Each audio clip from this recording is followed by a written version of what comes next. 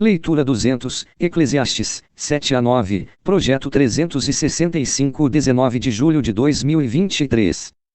Eclesiastes 7. Isso parece contradizer um conselho anterior de Salomão sobre comer, beber e encontrar a satisfação em nossas obras, ou seja, desfrutar o que Deus nos dá. Devemos aproveitar o que temos enquanto podemos, mas percebemos que as dificuldades também nos atingem. A adversidade nos lembra que a vida é curta e que devemos viver sabiamente e aperfeiçoar o nosso caráter. O cristianismo e o judaísmo encontram benefícios no sofrimento e na tristeza, os gregos e os romanos, não? As religiões orientais ensinam seus adeptos a viverem alheios à adversidade, mas os cristãos e os judeus a consideram um fogo refinador. Muitos devem concordar que aprendemos mais a respeito de Deus nos tempos de dificuldades do que nos de felicidade. Você tenta evitar a tristeza e o sofrimento a todo custo. Encare seus conflitos como grandes oportunidades para aprender mais a respeito de Deus. Muitas pessoas evitam pensar a respeito da morte, recusam-se a enfrentá-la e são relutantes em comparecer a funerais. Salomão não nos encorajou a pensar morbidamente, mas afirmou que é útil pensar a respeito da morte. Lembrou-nos que também existe um tempo para a mudança, para examinarmos a direção de nossa vida e para confessarmos os nossos pecados e encontrarmos o perdão de Deus. Uma vez que todos morrerão, faz sentido planejar o futuro de forma a experimentar a misericórdia de Deus, em vez de sua justiça.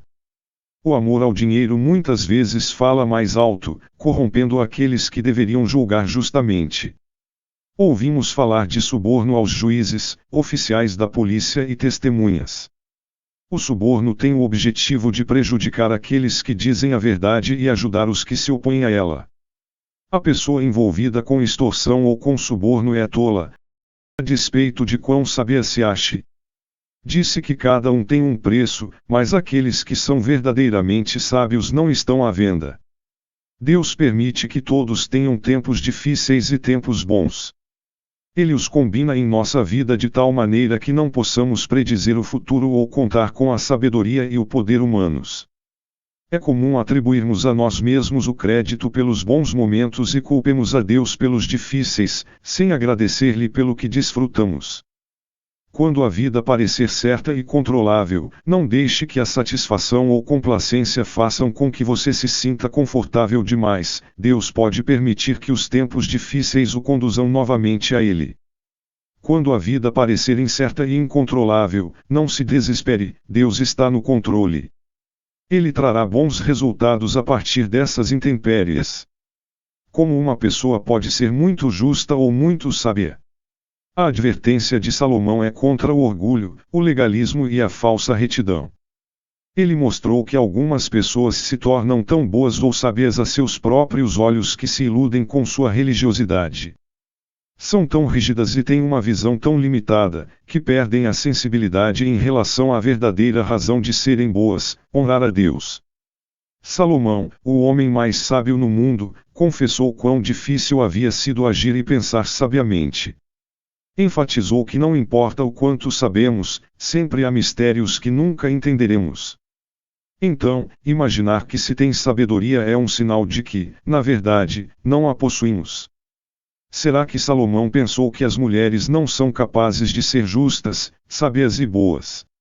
Não foi isso que ele quis dizer, porque no livro de Provérbios a sabedoria é personificada como uma mulher. O ponto principal da afirmação de Salomão não é que as mulheres não sejam íntegras, mas que dificilmente uma pessoa, seja homem ou mulher, pode ser considerada justa diante de Deus. Em sua busca, Salomão descobriu que a bondade e a sabedoria eram raras, apesar de na época, os homens terem um programa de educação religiosa, e as mulheres não. Assim, esse texto bíblico poderia ser interpretado assim: encontrei somente um entre 1000 homens que seja reto. Não, na verdade encontrei menos do que isso. Eclesiastes 8. A sabedoria é a capacidade de ver a vida sob a perspectiva de Deus e descobrir a melhor maneira de agir. Muitas pessoas poderiam concordar que a sabedoria é um bem valioso, mas como podemos obtê-la? Em Provérbios 9:10 somos ensinados que temer ao Senhor, respeitá-lo e honrá-lo, é o princípio da sabedoria. Se Deus não nos pune imediatamente pelo pecado, não devemos imaginar que Ele não se importa ou que o pecado não tenha consequências.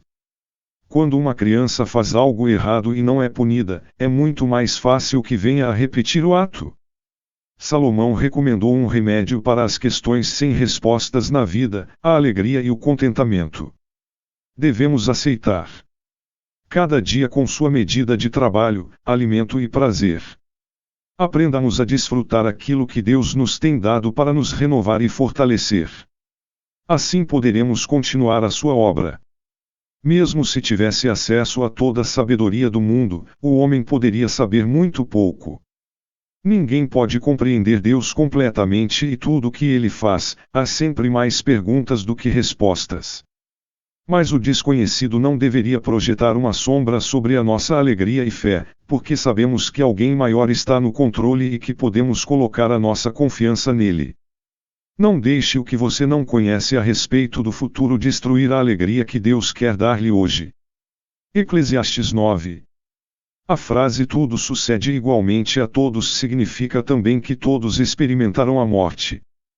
Quando Salomão disse que os mortos não sabem coisa alguma e que não há obras, projetos, conhecimentos e sabedoria depois da morte, ele contrasta a vida e a morte.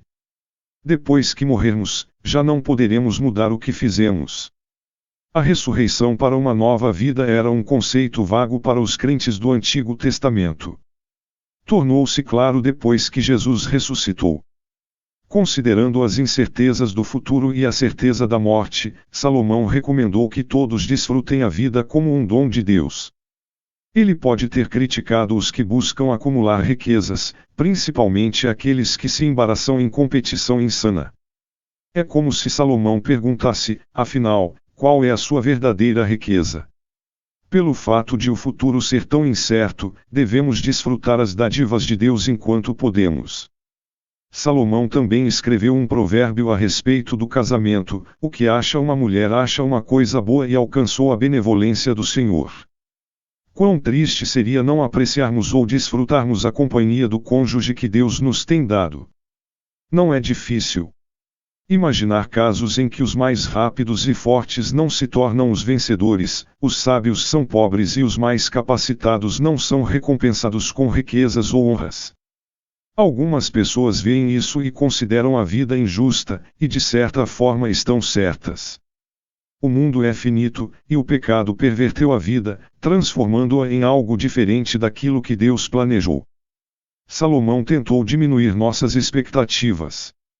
No livro de Provérbios, é enfatizado como a vida poderia ser se todos agissem corretamente. No de Eclesiastes é explicado o que usualmente acontece com nosso mundo pecaminoso e imperfeito. Devemos manter nossa perspectiva em Deus. Não permita que as injustiças da vida o impeçam de realizar um trabalho sincero e dedicado. Servimos a Deus, não às pessoas. Nossa sociedade honra a riqueza, a atratividade e o sucesso acima da sabedoria. Mesmo sendo um bem maior do que o poder, a sabedoria é muitas vezes negligenciada, sobretudo a dos pobres. Com essa parábola, podemos aprender a apreciar a sabedoria, não importa de que classe venha a pessoa que a manifeste.